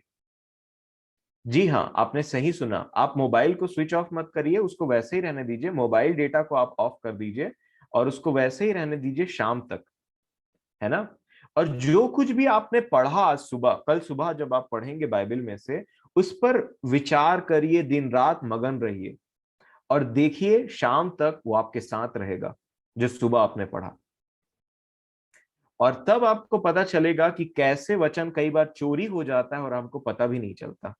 लॉकडाउन है, आपको कहीं जाने की भी जरूरत नहीं है, घर में रहिए। मैं रिपीट करता हूँ रेसिपी, कल आप मॉर्निंग में उठिए, प्रभु से प्रार्थना करिए, फ्रेश हो जाइए बढ़िया, अपने मोबाइल का डेटा रात से ऑफ करके रख दीजिए। कोई आपको इतना इंपॉर्टेंट मैसेज नहीं आने वाला जो कल आप नहीं पढ़ेंगे तो आपका काम नहीं चलेगा शाम तक, मैं ऐसा समझता हूँ, क्योंकि मेरी जानकारी में यहाँ कोई डॉक्टर नहीं है। उसके बाद में न्यूज चैनल नहीं, टीवी नहीं, मोबाइल नहीं, ठीक है। और परमेश्वर पिता के पढ़े हुए वचन में मेडिटेशन। कुछ वर्षन मैं आपके साथ में शेयर करना चाहूंगा। भजन संहिता 119, भजन संहिता 119 और उसका 48 वचन में ऐसा लिखा है, मैं तेरी आज्ञाओं की ओर जिनसे मैं आपसे, चलिए मैं आपको टाइम देता हूं, आप निकालना चाह रहे हैं जरूर निकालिए ताकि हम एक साथ पढ़ें। भजन संहिता 119, 119 और 48। राजा दाऊद ऐसा कहते हैं, मैं तेरी आज्ञाओं की ओर जिनसे मैं प्रीति रखता हूं हाथ फैलाऊंगा और तेरी विधियों पर ध्यान करूंगा। ये जो ध्यान शब्द है यही है मेडिटेशन, है ना, ध्यान करना। दूसरा मैं आपसे कहता हूं कि आप निकाल लीजिए मेरे साथ में इसी का 97, 119 का 97। वो कहते हैं, आहा मैं तेरी व्यवस्था से कैसी प्रीति रखता हूं, दिन भर मेरा ध्यान उसी पर लगा रहता है। उसके बाद में आप पढ़ सकते हैं इसी का 148। फिर से बाइबल हमको बताती है, मेरी आंखें रात के एक एक पहर से पहले खुल गईं कि मैं तेरे वचन पर ध्यान करूं। ध्यान करना है ना, मेडिटेट करना। और मेरा आपसे यही आपको होमवर्क भी है और आपके लिए एक रेसिपी भी है जो मैंने ट्राई की और मैं बहुत सुखी हूं प्रभु की दया से, कि आप कल के दिन में मोबाइल, टीवी और इन सारी चीजों से अलग रहें। अगर आपके फैमिली में अगर कोई कोशिश करता है बार बार न्यूज को सुनाने का, न्यूज रिपोर्टर के समान में, तो उनको कहिए कि आज मैंने कुछ निर्णय लिया है, आज मैंने कुछ डिसाइड किया है कि मैं इन बातों पर ध्यान नहीं लगाऊंगा, मैं इनसे उत्तम बातों पर ध्यान लगाऊंगा जो प्रभु ने आज मुझे सुबह से सिखाया है। और इसके बाद जो आपको करना है आज रात में वो ये है कि दानियल के समान मन में ठान लेना है कि आप जो कल करेंगे वो करेंगे और प्रभु आपको इसमें अनुग्रह प्रोवाइड करेंगे। और तब कल शाम में अगर आप ऐसा जीवन जीते हैं और शाम में आइए और इस यहाँ पे मीटिंग में आप अटेंड करिए और आपके पास में वो वचन नहीं होगा कि जिसको सिर्फ आपने पढ़ा और आपने यहाँ बोल दिया, परंतु वो वचन होगा जिसको आपने पढ़ा, प्रभु ने आपकी सहायता की और वो चोरी होने नहीं पाया। कोई भी चोरी नहीं होने पाया क्योंकि प्रभु आपके साथ थे। और यही होता है मेडिटेशन। होता क्या है, कई बार यहाँ पे जैसे वचन का प्रचार हो जाता है कई बार, तो प्रचार होने के बाद में आप देखेंगे नाना प्रकार की बात होना स्टार्ट हो जाती है कई बार। मैं नहीं कहता परिवार का एक दूसरे के साथ मिलना बातचीत करना गलत है, परंतु जो परमेश्वर के वचनों के द्वारा बोया गया है उसको रिस्पेक्ट करके उस पर ध्यान लगाना। और उसके बाद में क्या होता है, कई बार हम यहाँ मीटिंग में खत्म हो जाते हैं, फिर उसके बाद में मोबाइल चलाना, टीवी देखना, उसके बाद में सो जाना रात में अपना प्रार्थना करके, तो वो कहीं ना कहीं हमारे दिमाग से गायब हो जाता है। अगर आप ऐसा करेंगे कि यहाँ पे उस वचन को लेंगे और रात में उस पर मेडिटेट करेंगे रेदर देन मोबाइल चलाने के सिवा और उन चीजों को देखने के सिवा जो आपका ध्यान भटका सकती है जो आपने सुना है। मैं आपको सच बता रहा हूं, ये शैतान के चोरी करने का तरीका है वचनों को जो परमेश्वर बोलते हैं, और इनसे सावधान रहें। मान लीजिए आप एक जगह में गए और आपको एक बोरी सोना दिया गया भर के, जिसको आप उठाने नहीं पा रहे हैं, ठीक है, आपके परिवार वाले भी है वहां पे बहुत सारे, और सबको एक एक बोरी सोना दिया गया हो, तब आप मेरे को बताइए उस सोने को लेकर के क्या आप दूसरे व्यक्ति से बातचीत करेंगे कि तुरंत घर भाग जाएंगे उसको लेकर के, है ना? आपके पास में एक बहुत बड़ा, आपको लग रहा है आपने कुछ पाया है जिसको तुरंत आपको घर ले जाना जरूरी है, नहीं तो वो इधर उधर चोरी हो जाएगा, कहीं गिर जाएगा, कुछ हो जाएगा। मान लीजिए आपको बहुत सारे सोने के सिक्के दे दिए गए हो एक बोरी में भर करके, आप बताइए आपका ध्यान कहाँ रहेगा? आपका ध्यान रहेगा उस सोने के ऊपर में, और उस सोने को कैसे घर ले जाया जाए, और उसमें आपका ध्यान रहेगा कि कैसे मैं जब तक अपने घर तक नहीं पहुंच जाता ना तब तक मेरे को चैन नहीं आएगा। मैं आपको बताता हूँ, ये संसार का धन है, परंतु आत्मिक लोगों का धन ये है कि जो उन्होंने इस चीज से सीखा है, जो प्रभु के कलाम से सीखा है, उसको वो उसके सामान में रखें और वहां से भाग जाएं।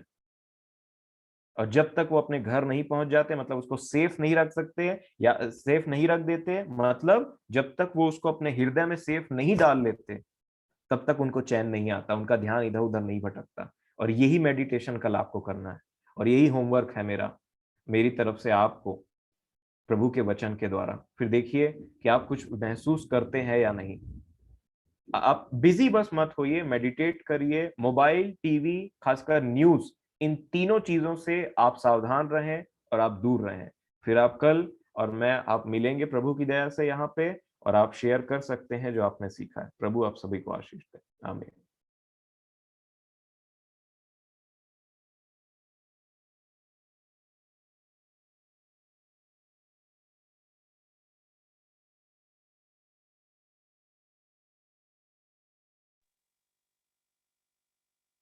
जेला को, रमन को बहुत बहुत धन्यवाद देती हूँ सारांश के लिए।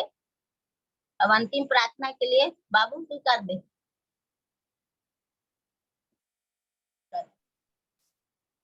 आइए हम प्रार्थना करें। महान दयालु सर्वशक्तिमान परमेश्वर पिताजी, हम आपके चरणों के करीब आते हैं खुदावन बाप। प्रभु हम धन्यवाद देते हैं जो आपने हमारे जिंदगी को बढ़ाया। प्रभु जी, आज का दिन देखने का अवसर दिया, मुझे ही नहीं परंतु मेरे परिवार के एक एक सदस्य को जो यहाँ मौजूद हैं प्रभु जी, और जो यहाँ नहीं भी हैं प्रभु जी, सब पर आपने दया की। हे ईश्वर पिता, आपका धीरज, आपकी कृपा और आपके जो ऐसे धन हैं जो हमारे लिए हैं प्रभु जी, जो हमको सिर्फ और सिर्फ यही बात सिखाते हैं कि हम मन फिराएं और आपके पास में लौट करके वापस आ जाएं प्रभु जी। खुदावन बाप, आज आप हम सबको ग्रहण करने के लिए तैयार हैं। आज आप हम सबको एक नई शुरुआत देने के लिए तैयार हैं खुदावन बाप। हे ईश्वर पिता, मैं धन्यवाद देता हूँ आपका प्रभु जी कि आपने हमको अच्छा रखा है, चंगा रखा है और नाना प्रकार की विपरीत परिस्थितियों से बचा करके रखा। हे ईश्वर पिता, प्रभु जी, हम कई बार उन्हीं बातों का धन्यवाद नहीं दे पाते जो आपने हमारे जीवन में किया है, परंतु आप हमारे ऐसे महान खुदावन बाप हैं जो हमारे नॉलेज के बिना ही, हमारी जानकारी के बिना ही हमको इतने प्रकार के मुसीबतों से बचा करके रखते हैं प्रभु जी, जिसके बारे में हमने कभी भी नहीं सोचा होगा।